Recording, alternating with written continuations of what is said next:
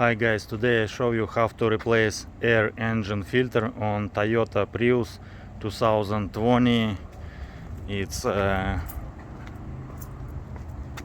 all-wheel drive model.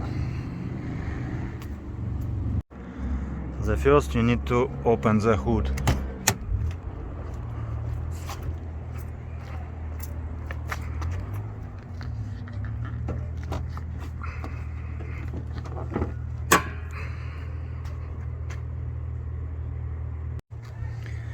And you need to release this clamp and this clamp.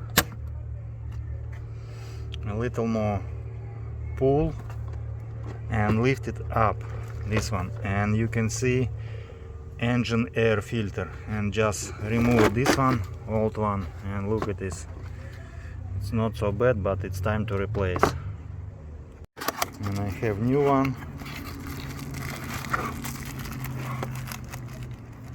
This is not original, this is generic. Just don't forget to remove this plastic. And this is a new, this is the old one. And this is for trash. And install it back. This is new filter.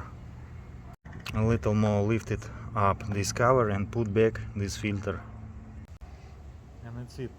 New air filter engine installed. Thank you for watching.